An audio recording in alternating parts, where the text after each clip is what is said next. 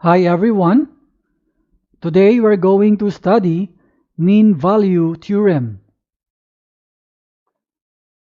Let f of x be a real valued function defined in the closed interval from a to b, such that these two conditions are satisfied. The first condition is f of x is continuous in the closed interval from a to b. Second condition, f of x is differentiable in the open interval from a to b.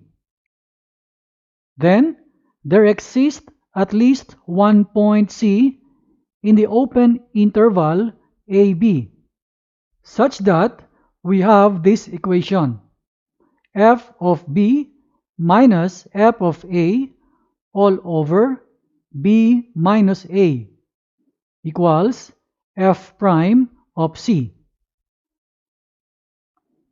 Example 1. Verify mean-value theorem, or MVT, over the function f of x equals x cubed minus 6x in the closed interval from 1 to 3. For our solution, we know that two conditions must be satisfied. The first condition here, f of x is continuous in the closed interval from 1 to 3. We can see here that our function is a polynomial function, and we know that polynomial function is continuous. So we conclude that this f of x is continuous in the closed interval from 1 to 3. Second condition, f of x is differentiable in the open interval from 1 to 3. It means if we take the derivative of this function, we have now f prime of x equals 3x squared minus 6. We can see here that our function is a polynomial function. Also, the derivative is another polynomial function. And we say that polynomial function is continuous.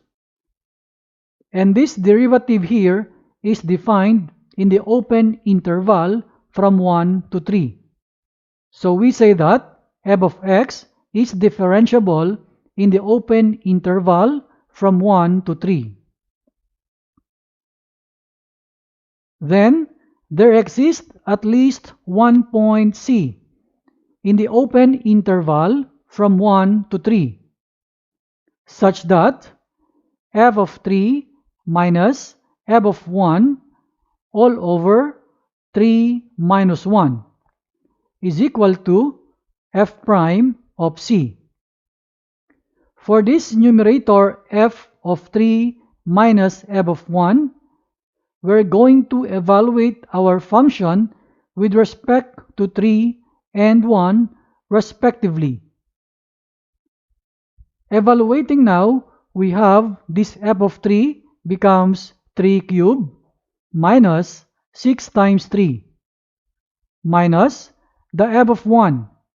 Our f of 1 now is 1 cubed minus 6 times 1 all over the 3 minus 1 is 2 is equal to, the right side is f prime of c.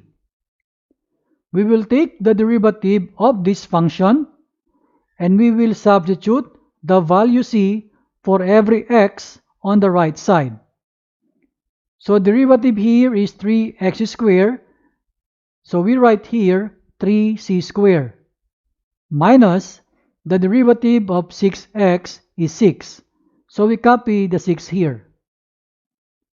Simplifying further, our numerator becomes the 3 cubed is 27 minus 6 times 3 is 18 minus 1 cubed is 1 minus 6 times 1 is 6 all over 2. There is no change in the right side. On the next step, the 27 minus 18 becomes 9.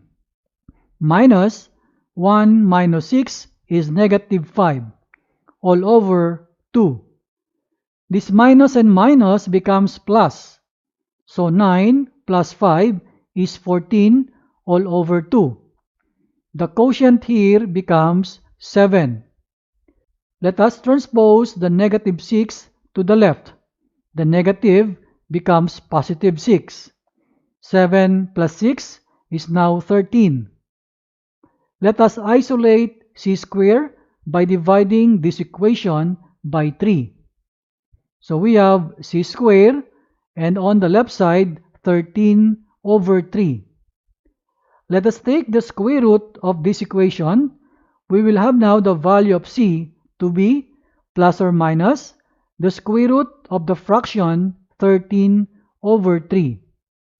When we simplify this into decimal, we will get the value plus or minus 2.08167. Considering the open interval from 1 to 3, only the positive value of c is accepted. So our final answer is c equals the positive 2.08167. Then we can say that the mean-value theorem is verified. This is our final answer. Example 2. Verify mean-value theorem MVT over the function f of x equals 8x minus x squared in the closed interval from 0 to 8. For our solution, the two conditions must be satisfied.